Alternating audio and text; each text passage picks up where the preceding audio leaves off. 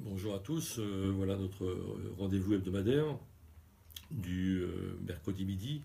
Je précise d'ailleurs que la semaine prochaine, ça sera jeudi midi, jeudi 13 juillet à midi.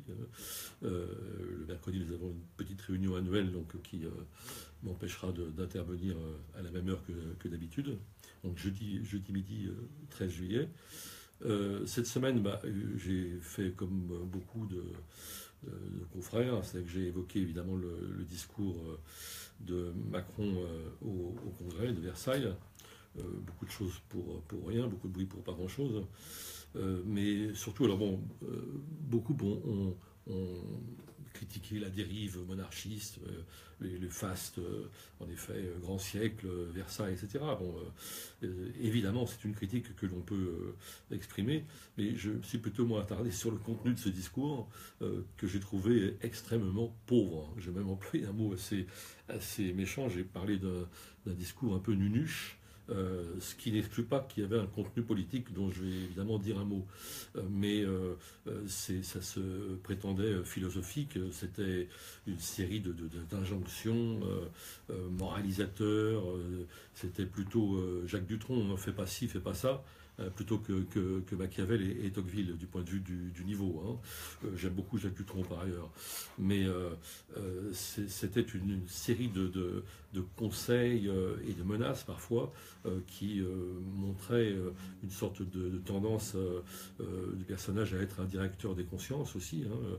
On l'a vu même par rapport à la presse. Hein. Il menaçait la presse à scandale, ou les scandales de la presse, plus exactement. On n'a pas l'impression que c'était la presse people qui était visée, mais plutôt ceux qui font des bonnes enquêtes pour dénoncer les turpitudes des élus. Donc c'est plutôt inquiétant. Mais au-delà de ça, l'essentiel, c'est que le maître mot de tout ce discours, c'était individualisme. Individualisme. Donc c'était la mise en cause des aides publiques. Il y avait toute une série de formules très inquiétantes sur les aides qui transforment les faibles en enfants.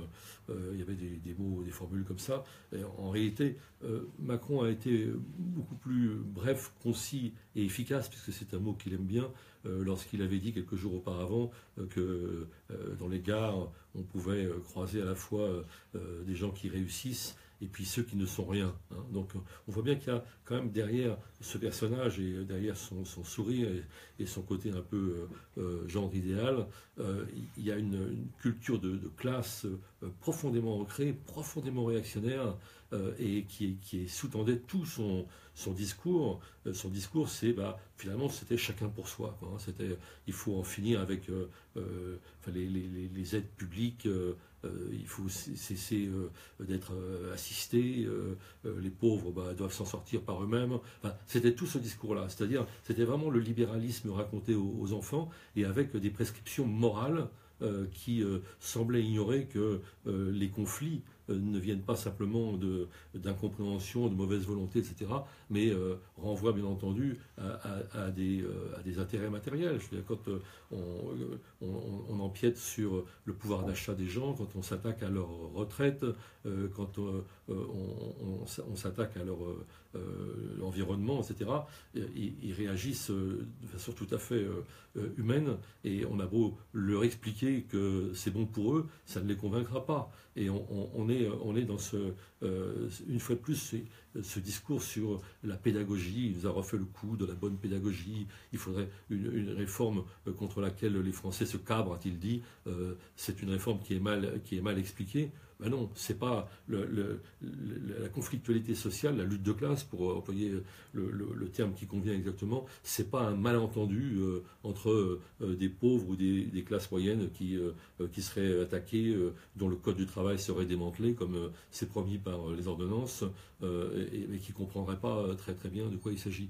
Donc c'était vraiment un discours faussement philosophique, assez pédant en somme, parce que ça voulait donner le cap, etc.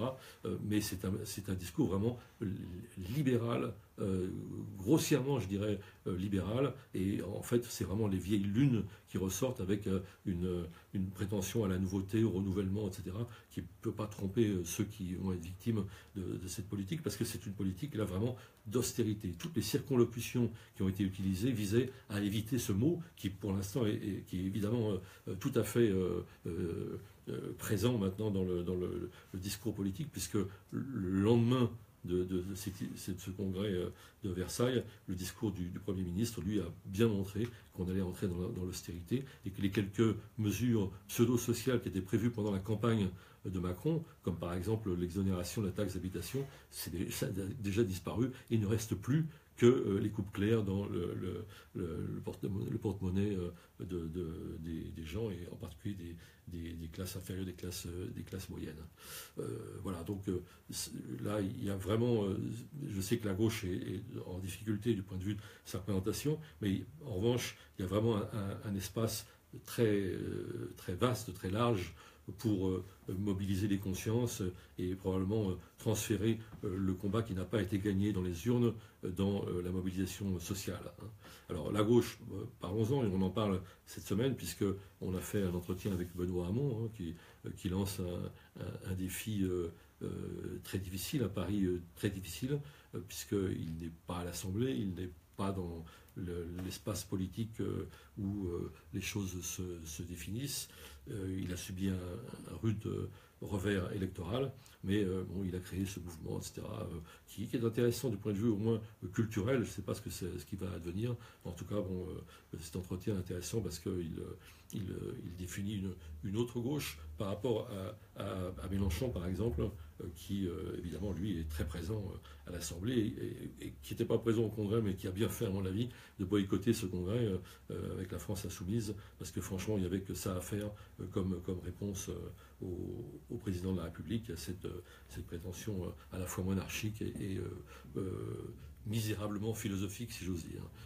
Voilà, donc on se retrouve maintenant la semaine prochaine à midi, mais le jeudi 13, un jour plus tard que d'habitude. Merci à tous.